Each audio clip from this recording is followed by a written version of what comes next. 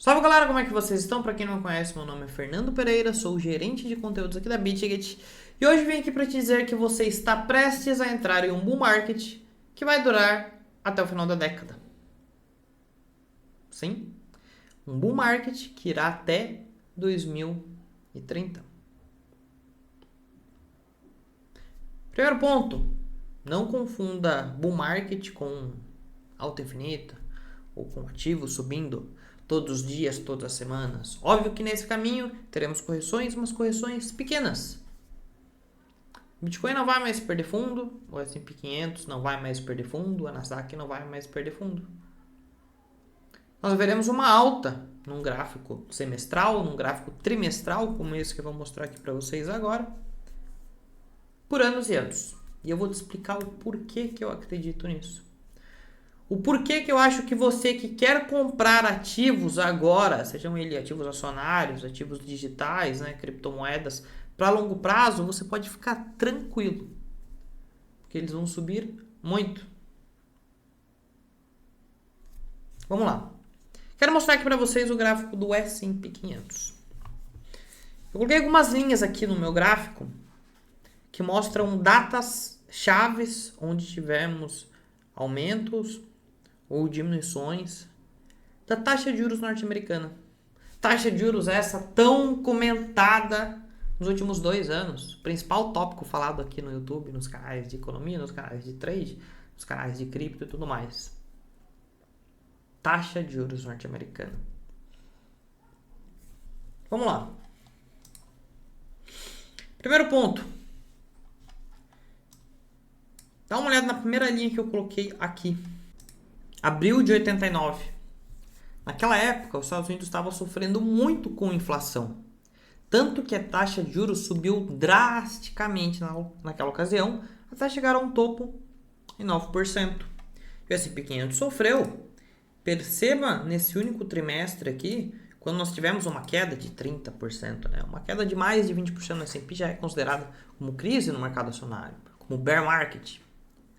Tivemos uma queda de mais de 30%, que logo depois se recuperou rapidamente. Essa queda foi até outubro de 87 e em abril de 89, um ano e meio depois, já estávamos em máxima histórica novamente. Depois disso, assim como ele aumentou drasticamente a taxa de juros, o Fed diminuiu drasticamente a taxa de juros. Caiu de 9 para 3. E o S&P continuou subindo, subindo, subindo, subindo. Aqui a gente teve um período de quedas novamente.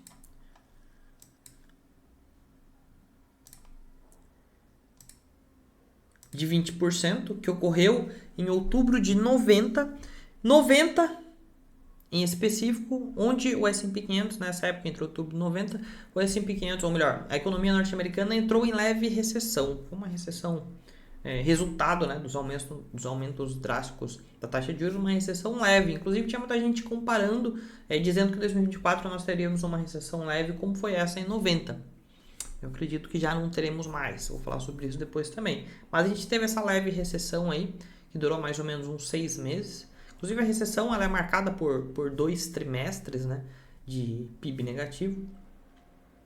E no terceiro trimestre, consequente a essa recessão, nós já tínhamos o PIB positivo novamente. A recessão acabou e o S&P 500 sofreu aí com uma queda aí de 6 meses, onde caiu mais de 20% novamente e entrou em bear market. Novamente uma queda muito curta, 6 meses depois já estávamos em máxima histórica. Taxa de juros continuou caindo para 3%. E quando atingiu o fundo em 3%, voltou a subir. Porém, uma alta muito mais longa. Foram 7 anos de pequenos aumentos na taxa de juros até chegarmos a um topo em 6,5%. Lá nos anos 2000. Perceba aqui que mesmo com o aumento da taxa de juros, praticamente todo o trimestre do S&P 500 era positivo. Altas e altas e altas. Em 2000, nós tivemos o estouro da bolha.com, né? A crise dos anos 2000 lá nos Estados Unidos. Onde foi necessário, naquela situação, para salvar muitas empresas que estavam prestes a quebrar, diminuir drasticamente a taxa de juros, que saiu de 6,5 para 1. E o curioso aqui é que o S&P 500 derreteu junto com a taxa de juros. Curioso para você que está estudando o mercado agora. Porque para quem já acompanha o mercado há mais tempo, sabe que esse é o natural. Essa correlação entre taxa de juros e S&P. Quando existe um declínio muito rápido na taxa de juros, né, ela cai de 6,5 para 1, significa que a economia está muito instável. Consequentemente, as empresas sofrem, as bolsas sofrem e acabam caindo junto. Então, quando a economia se encontrou instável nos anos 2000 e foi necessário baixar muito a taxa de juros, o mercado caiu junto. Depois de um tempo ele se recuperou. Recuperou com taxa de juros subindo. Olha que interessante. Caiu de 6 para 1, passou a subir de 1 até 5,25 e o mercado subindo, subindo, subindo. E novamente voltou à máxima histórica depois de ter caído nessa situação quase 50%. Se eu não me engano foi a segunda maior queda, segunda ou terceira maior queda da história do S&P 500. Quanto que foi em 29? Talvez em 29 tenha sido maior. Em 29 foi a maior da crise de 29. Quando o S&P 500 caiu... Meu Deus do céu. Ainda bem que isso não vai se repetir nunca mais. Eu espero. Mas enfim, foi a terceira maior queda do S&P 500. Depois disso, com taxa subindo, ações subindo novamente, até que a gente chegou num topo aqui em 5,25. E aí nós tivemos a crise de 2008, a crise imobiliária de 2008, onde o S&P 500 teve aqui a sua segunda maior queda da história, caindo assim quase 60%. E novamente as taxas de juros despencaram, foi necessário para salvar a economia naquela situação, derrubar as taxas de juros. E caíram de 5,25 para 0,25. Nesse momento nós tivemos muitos anos com a taxa de juros parada lá em 0,25. Foi uma ação necessária para recuperar a economia depois do baque de 2008. Taxas essas que foram mantidas até 2015, 7 anos de taxa de juros praticamente zero lá nos Estados Unidos, ou quase zero. Até que em 2015 nós tivemos um aumento para 0,5%. O S&P 500 sofreu com esse aumento, assustou os investidores na época e 15% de queda foi visto. A principal economia norte-americana. E depois já voltou a subir naturalmente. Tivemos outros aumentos expressivos nesse caminho, como por exemplo, aqui em outubro de 2018, quando o S&P 500 caiu novamente mais de 20%. Depois se recuperou e assim foi até que ele chegou à taxa de 2,5%. Uma taxa que era considerada ideal na época, no período pré-pandemia em 2019. Taxa essa que o Fed deseja voltar agora. Essa é a meta do Fed. Voltar a taxa de juros aí para próximos de 2,5%. Período pré-pandemia. Porém, houve a pandemia. E foi necessário novamente derrubar as taxas de 2,5% para 0,5% para resgatar todas as empresas que estavam sofrendo na época. Assim como em 2000, assim como em 2008. Se repetiu em 2020. E o S&P 500 novamente entrou em bear market. 27% de queda. Bear market esse que no próprio trimestre, no mesmo trimestre, já havia se recuperado. Percebam que os bear markets são muito rápidos, né? Dificilmente ele dura mais de 1 ano e meio, 2. O maior de todos foi de 2000, que durou 2 anos. Ok? Taxa 0,25, mantidas por um bom tempo, novamente. Chegamos a ter taxa zero nessa ocasião, né? Até que, como período pós-2008, mercado subindo, subindo, subindo com taxas baixas, até que a gente aumentou para 0,5 novamente. E assim como em 2008 sofremos, né? Em 2008, quando a gente teve esse aumento para 0,5, tivemos uma queda de 11% no S&P 500. Dessa vez, quando tivemos o aumento, caímos 25%, um pouco mais, até porque o aumento foi muito mais agressivo. Mas aí perceba a diferença. Historicamente, o mercado de renda variável, o S&P 500, costuma cair junto às taxas de juros. Quando as taxas caem, o mercado cai. Quando as taxas sobem, o mercado continua subindo. Em alguns momentos a gente vê umas quedas menores, como por exemplo foi aqui, quando tem um baque muito grande, uma mudança muito grande na taxa de juros. Mas dessa vez, o mercado caiu forte, enquanto as taxas subiam forte. Por quê? Porque é uma crise diferente. Dessa vez a crise era inflacionária. Mais ou menos como foi lá dos anos 90. Diferente da crise de 2000, de 2008. Uma crise diferente, o gráfico de renda variável, o S&P 500, as ações se refletiram de forma diferente. Porém, chegamos ao fundo, a máxima da taxa de juros segundo o Fed. Né? Acredita-se que não será mais necessário aumentar, que foi lá em 5,5% em outubro de 2022. De lá para cá estamos estáveis em 5,5% e o mercado está subindo.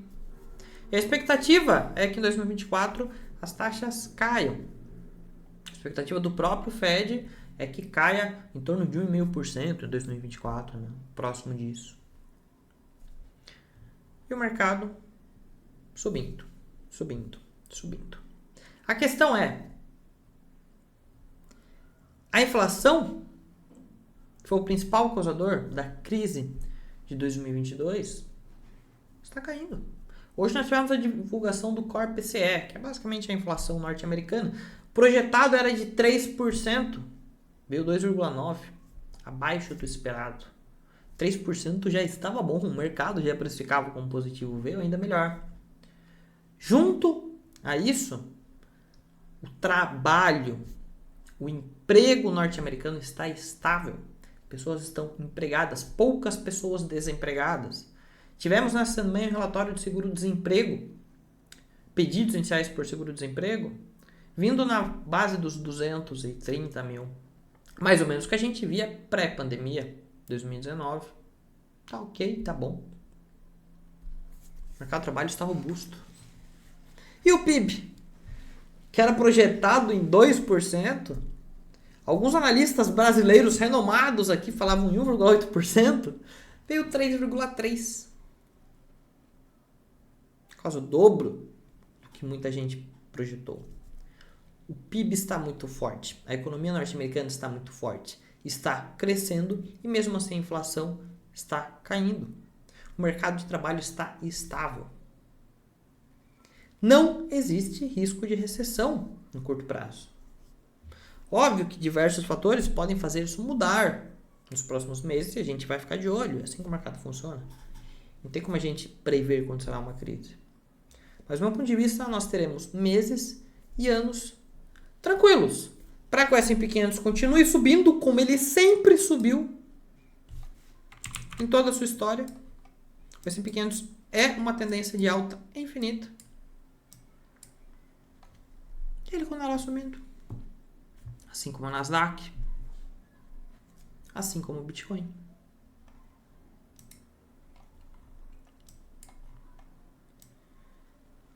Meu amigo, você que está entrando no mercado agora,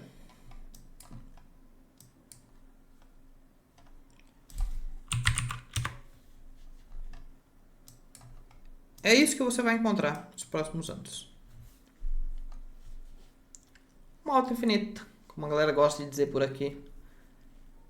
Nesse lindo website chamado YouTube. A alta infinita é essa que será refletida no Bitcoin. Não tenho dúvidas. Assim como é S&P 500, nosso querido Bitcoin vai subir, subir, subir, subir, subir.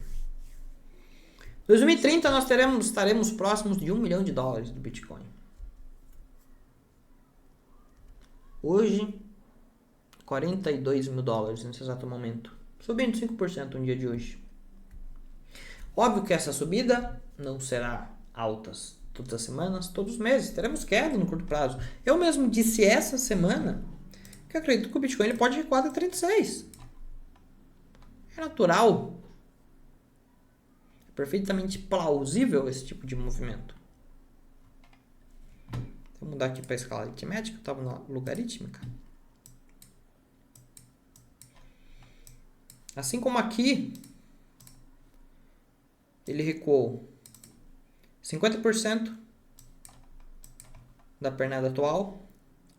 Aqui, ele recuou 38,2%.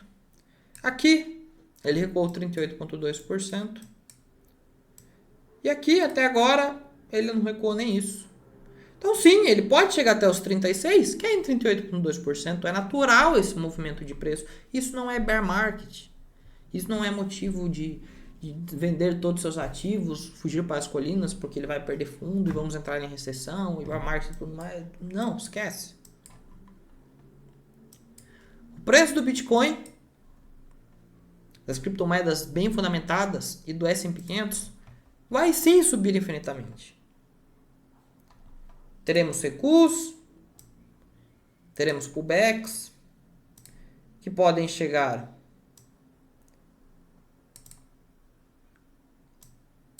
a 50%, que podem chegar a 38,2%, que podem chegar a 61,8% em algumas ocasiões.